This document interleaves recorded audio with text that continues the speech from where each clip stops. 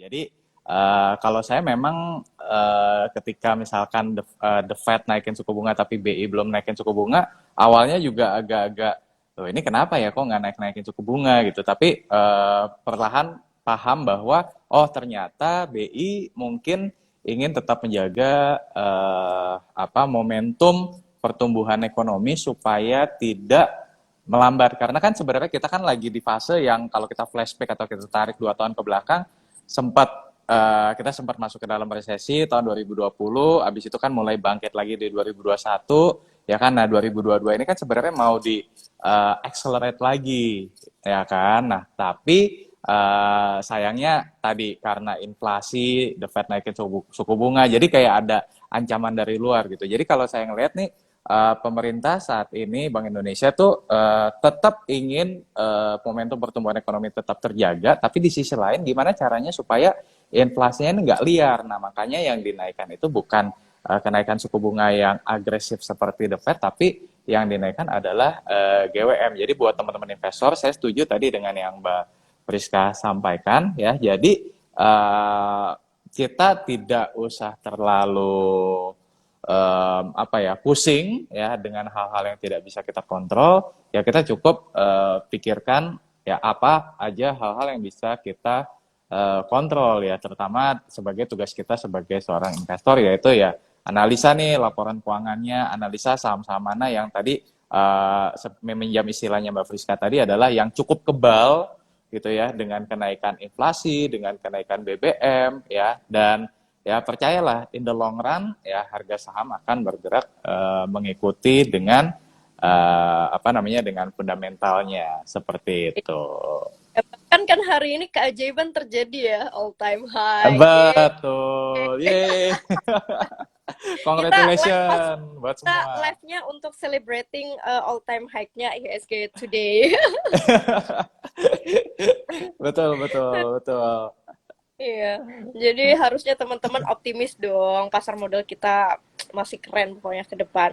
Nah, kita Betul. mungkin ngobrolin ini nih. Tadi yang di awal selalu di-mention sama Mas Rifan juga komoditas nih. Kalau Mas Rifan sendiri gimana tanggapannya ke sektor komoditas yang trennya masih naik? Maksudnya masih outperformnya kira-kira sampai kapan sih nih ke depannya untuk komoditas? Karena jujur kalau aku pribadi mungkin sepanjang ya mungkin 12 tahun terakhir itu aku tipikal investor yang nyaris jarang nyentuh komoditas. Jadi kalau ditanya tentang komoditas, aku nggak bisa ngomong detail gitu. Makanya kali ini coba tanya ke Mas Rifan deh.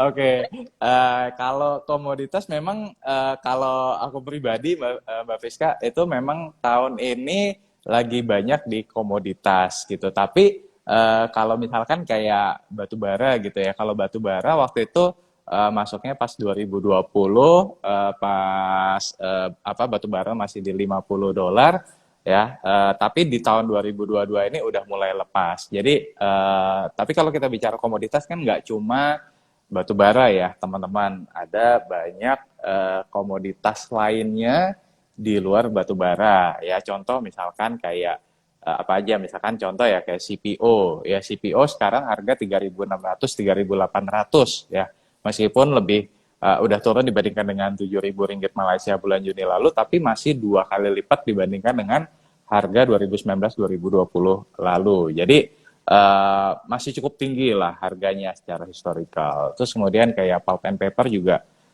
masih menarik ya, harganya juga masih tinggi. Oil and gas itu juga masih menarik, harganya memang udah mulai naik tapi belum setinggi saham-saham batubara ya. Jadi kalau saya pribadi ngelihat memang tahun 2022 ini adalah tahunnya komoditas. Ya, kalau ditanya sampai kapan, ini memang nggak ada yang tahu ya sampai kapannya. Tapi setidaknya kita bisa ngelihat mungkin sedikit makro. Jadi contoh misalkan, kenapa sih kok harga komoditas bisa tinggi-tinggi banget di tahun 2022 ini? Ya salah satunya misalkan ada karena perang geopolitik antara Rusia dan Ukraina, kemudian yang baru-baru ini juga China dan Taiwan gitu kan. Nah, jadi itu yang sedikit banyak justru menguntungkan di sektor komoditas. Nah, kalau ditanya sampai kapan, balik lagi kita nggak ada yang tahu, ya kita bisa lihat perkembangannya lah seperti apa gitu. Tapi ya mungkin kalau sampai akhir tahun 2022 ya rasanya sih komoditas masih akan tetap bertahan Sip, di level yang tinggi. Itu ya. kalau kalau menurutku. Kalau Mbak Fiska Ya. mungkin ada tambahan lagi Aku kurang komoditas. sama aja. Soalnya aku nggak berani ngomong banyak komoditas karena preferensiku mungkin bukan ke sektor itu ya. Jadi nanti takut Ya, salah memberikan pendapat nih ke teman-teman. oke, nah kalau mungkin gantian nanya nih, kalau tadi kan Mbak Fiska juga mention soal consumer goods ya kan. Nah, ini mungkin gantian nih, aku yang nanya ke Mbak Fiska.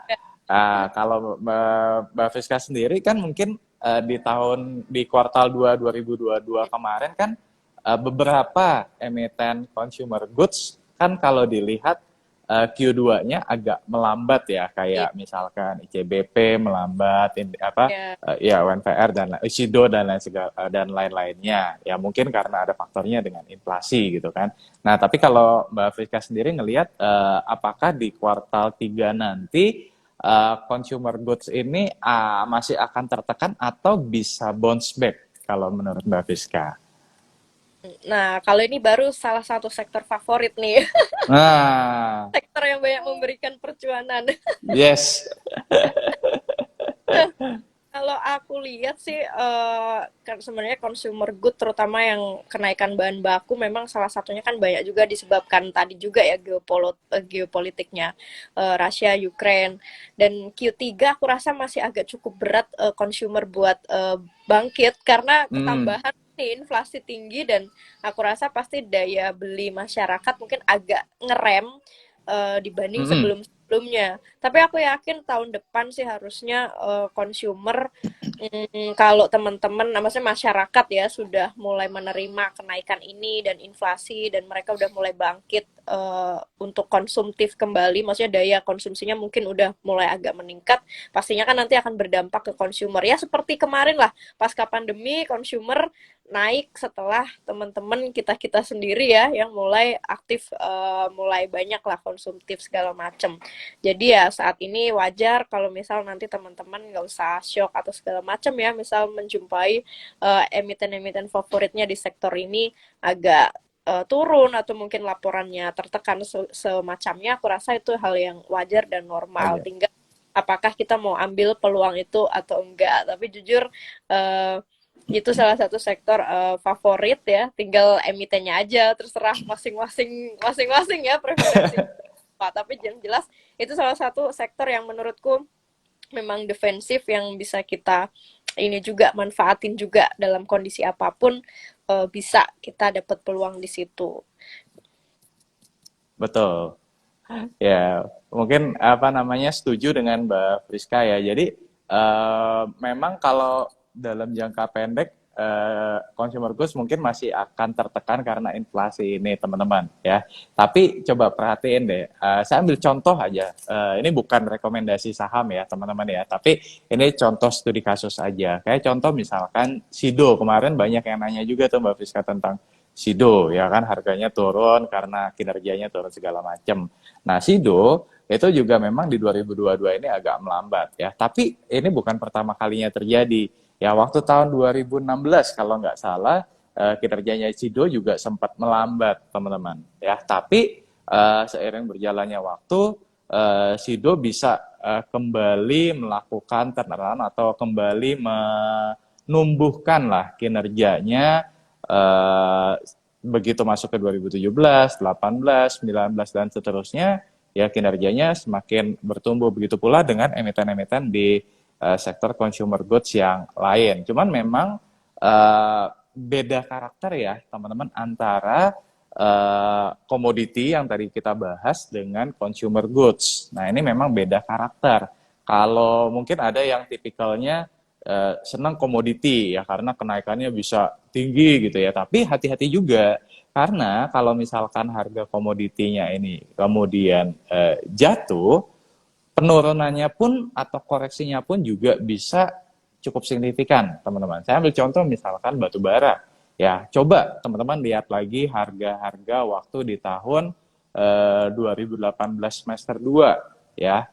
yang tadinya harganya tinggi, ya itu bisa turunnya mungkin bisa 50%, 60% dari harga tertingginya gitu. Jadi kalau untuk komoditi mungkin jangan FOMO ya, balik lagi ya jangan ambil di harga pucuk karena ya kita nggak pernah tahu nih sampai kapan siklus dari komoditas yang lagi bullish ini bertahan gitu. Nah, beda karakternya dengan consumer goods ya. Consumer goods mungkin kenaikannya lebih steady ya, lebih lebih konsisten lah ya. Kayak misalkan kalaupun akan ada koreksi ya mungkin hanya satu atau dua kuartal ya, tapi seiring berjalannya waktu emiten-emiten consumer goods ini akan tetap kinerjanya masih jauh lebih baik ke depannya seperti itu. Itu sih mungkin tambahannya kalau dari saya, Pak Iya, Fiska. kurang lebih sama lah. Tuh, Sido musim Ya, hujan meroket tuh. meroket. Wah, ini ada-ada aja nih. Soalnya Ya, ini mungkin musim hujan pada masuk angin. ya, Jadi minum tolak makanya angin. semua. Nah, kita ini mungkin Mas, kita ngobrolin IHSG nih yang baru ATH nih.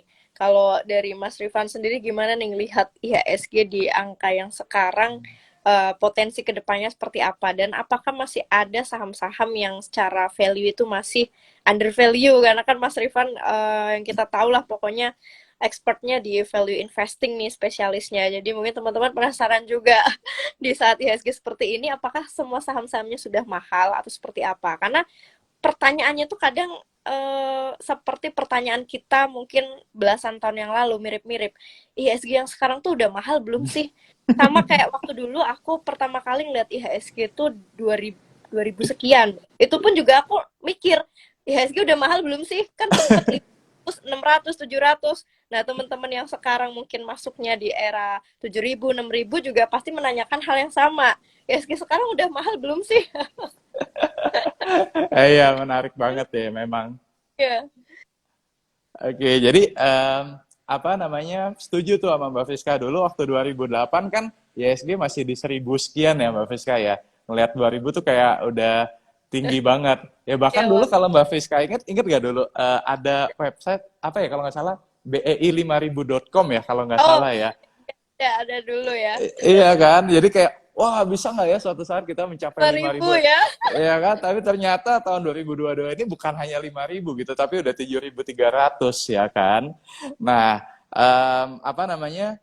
Kalau gini teman-teman, kita jangan hanya ngelihat IHSG secara angka, wah sekarang 7.300 udah tinggi banget nih, udah nggak ada peluang saham murah nih. Nah, kalau kita bicara tahun 2022 ini aja, ya kenaikan IHSG memang lebih banyak disumbangkan dari sektor energi, ya kan? Kalau 2021 kemarin lebih banyak disumbangkan dari sektor teknologi. Kalau 2022 ini energi, komoditi tadi, ya kan? Tapi kalau di luar komoditi, kalau teman-teman buka website IDX aja terus lihat per sektornya, itu masih ada cukup banyak sektor yang kenaikannya belum terlalu tinggi, ya artinya masih cukup banyak sektor yang secara valuasi masih cukup murah ya kayak tadi beberapa contoh consumer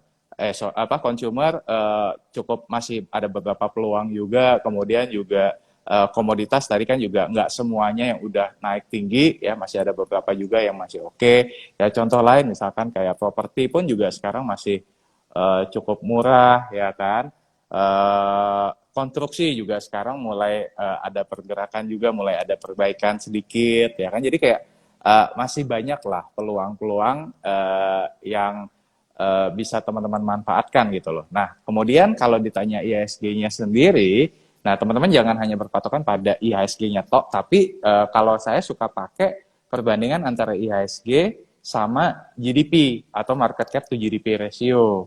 Nah, jadi teman-teman perlu ingat, ekonomi kita kan Indonesia juga bertumbuh ya, teman-teman ya. Dulu mungkin GDP per kapita kita mungkin cuma $2.000 per kapita. Sekarang mungkin udah di atas $4.000 per kapita. 5 tahun lagi mungkin udah 5.000 atau mungkin $6.000 per kapita. Tapi intinya GDP kita tuh terus bertumbuh. Jadi seiring dengan berjalannya waktu, GDP bertumbuh, ya maka IHSG kita ya akan terus bertumbuh ke depannya. Bahkan mungkin kalau kita suka pakai analogi gini kan ya Mbak Fiska, 800 perusahaan di Bursa Efek Indonesia, kalau market cap-nya kita totalin, kita jumlahin, itu belum setara dengan market cap-nya Google atau Apple Iya, di betul.